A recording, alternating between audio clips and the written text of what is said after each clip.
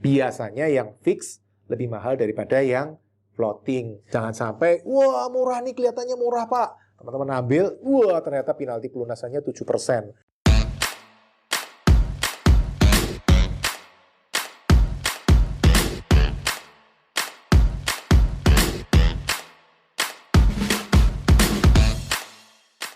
Halo teman-teman, ketemu lagi di channel Pipo. Hari ini kita ngobrol-ngobrol sesuatu yang penting. Apa itu? Kita diskusi tips bagaimana menghadapi investasi ketika bunga pinjaman tinggi. Nah, seperti teman-teman ketahui, salah satu cara untuk berinvestasi properti paling enak adalah dengan modal orang lain, yaitu pakai kredit, ya kan? Salah satunya kredit. Tentu selain kredit juga modal orang lain juga banyak, ya kan? Bisa kita nyicil ke penjual juga bisa. Tapi salah satunya yang paling gampang adalah dengan kredit. Oke teman-teman yang baru pertama kali join, perkenalkan nama saya Pipo. Saya investor properti. Properti yang saya sukai adalah properti yang menghasilkan passive income. Apa itu properti penghasil passive income? Ya, properti yang menghasilkan income tanpa kita perlu bekerja. Contoh, disewakan. Nah, ketika disewakan kan kita nggak kerja, tapi propertinya tetap menghasilkan uang sewa bagi kita. Itu salah satu contoh. Selain itu, bisa juga ada bisnis bagi hasil di atasnya. Jadi orang lain bisnis di situ, kita bagi hasil. Atau bisa juga ada bisnis yang ada operatornya di atas properti tersebut. Atau bisa juga ada bisnis yang sudah tersistematis dengan baik sehingga bisa jalan tanpa setiap hari harus kita ke sana. Contohnya minimarket waralaba atau toko ban motor franchise. Oke, kita sekarang mulai ngomongin topik kita. Bagaimana kita mempersiapkan menghadapi era bunga tinggi.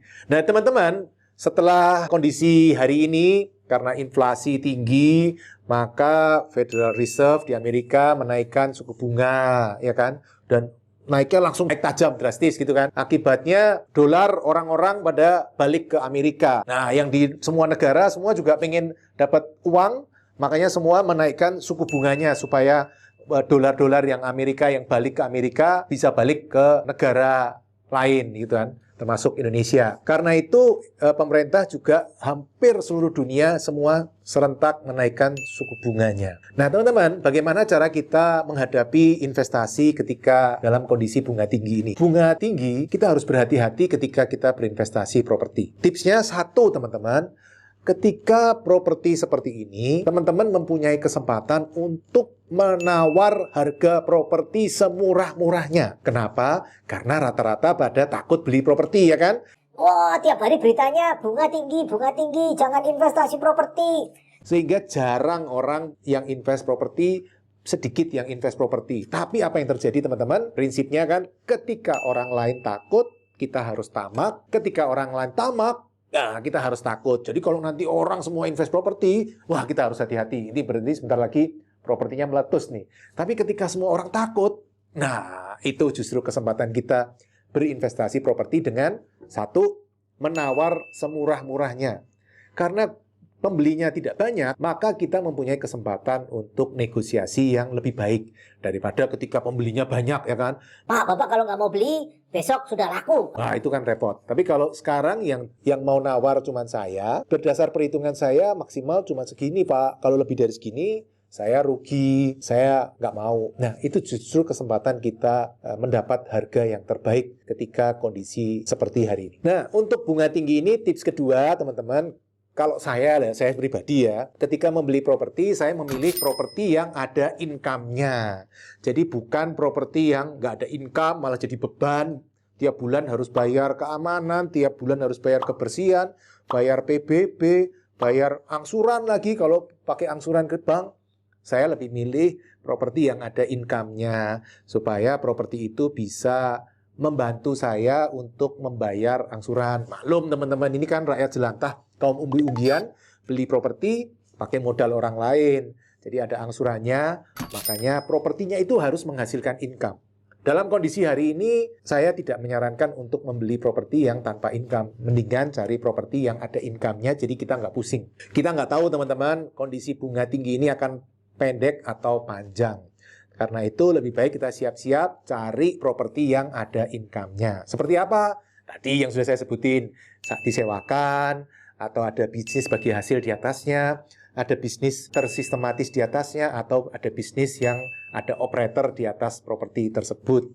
Nah, itu tips kedua, teman-teman. Nah, tips ketiga, kalau tadi propertinya ada income-nya, carilah income yang dari bisnis yang aman, tangguh, dan dikelola profesional. Tujuannya apa? Dalam kondisi bunga tinggi, mungkin kita harus mencari yang aman-aman aja. Salah satunya adalah dengan cari bisnis yang aman. Makanya teman-teman, kan sering pada heran. Pak Bipo, ngapain sih investasi bangun minimarket waralaba? Minimarket itu kan bisnis yang profitnya tipis, profitnya kecil. Nah, kalau saya sih mikirnya bukan profitnya kecil. Saya mikirnya minimarket waralaba ini aman, tidak repot, karena sudah tersistem, dan dia kebutuhan yang basic.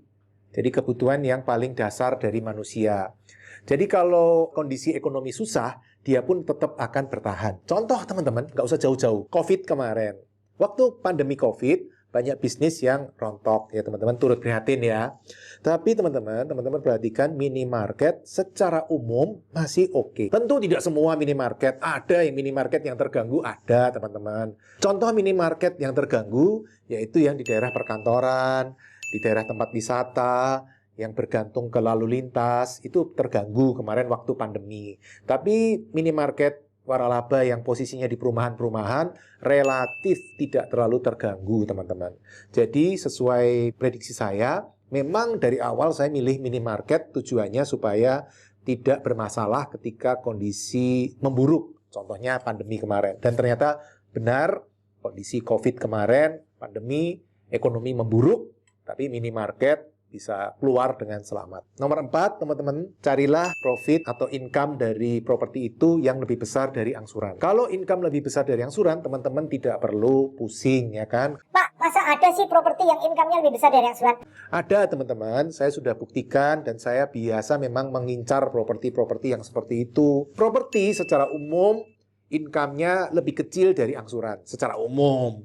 Tapi ya kita nggak cari properti yang umumnya, kita cari yang luar biasa. Tidak banyak teman-teman di market, mungkin tidak banyak. Mungkin hanya ada 1 dari 100 properti. Ya kita cari yang 1 itu.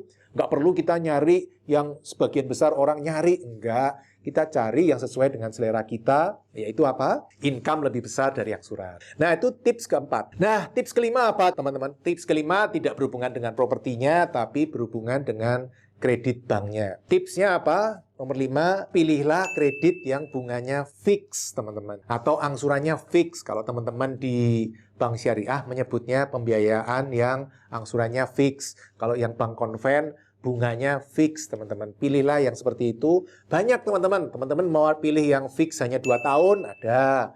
Fix 5 tahun, ada. Fix 10 tahun juga ada. Jadi ketika nanti bunganya naik, kita nggak pusing karena angsurannya naik. Enggak, kalau kan nggak bisa naik karena bunganya nggak naik, fix. Jadi tetap teman-teman nggak perlu pusing. Cepetan ambil kredit yang fix supaya nggak pusing ketika bunga nanti naik, teman-teman. Banyak, baik bank konven maupun bank syariah. Kalau bank syariah biasanya fix semua, teman-teman. Tidak perlu dipertanyakan. Kalau bank konven, teman-teman mesti tanya, ini fixnya berapa lama? Jangan-jangan fixnya cuma 3 bulan, jangan-jangan fixnya cuma 6 bulan, wah itu deg-degan. Tapi kalau fixnya 3 tahun, 5 tahun, apalagi sampai 10 tahun, nah itu jauh lebih aman ketika menghadapi suku bunga tinggi yang akan segera datang ini. Nah, tips ke-6 yang terakhir, teman-teman, ketika teman-teman memilih kredit, tanyalah penalti pelunasan seperti apa. Tujuannya apa? Tujuannya kalau nanti bunga ternyata bunga tinggi, era bunganya tinggi, nggak lama, cuma setahun, selesai. Nah, teman-teman punya kesempatan untuk melakukan pelunasan. Bunga fix, angsuran tetap, yang tadi saya sebutin tadi di poin kelima tadi, secara umum harganya lebih mahal, alias angsurannya lebih mahal daripada yang floating, ya kan? Semua di dunia kan seperti itu ya, mana fix lebih mahal daripada floating. Sesuatu yang tetap, sesuatu yang pasti biasanya lebih mahal daripada yang belum tentu.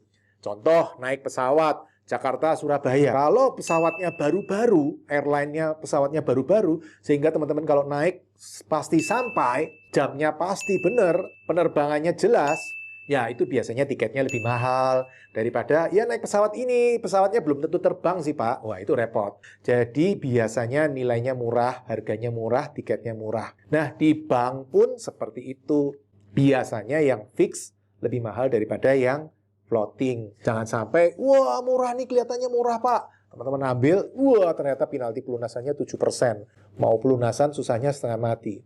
Nah itu perlu ditanyakan di depan.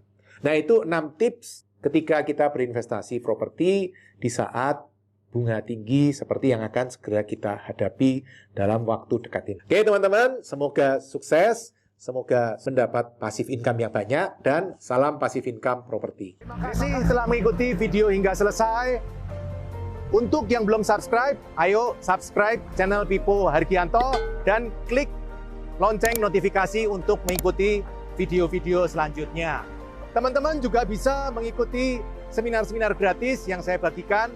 Silakan daftar melalui nomor berikut.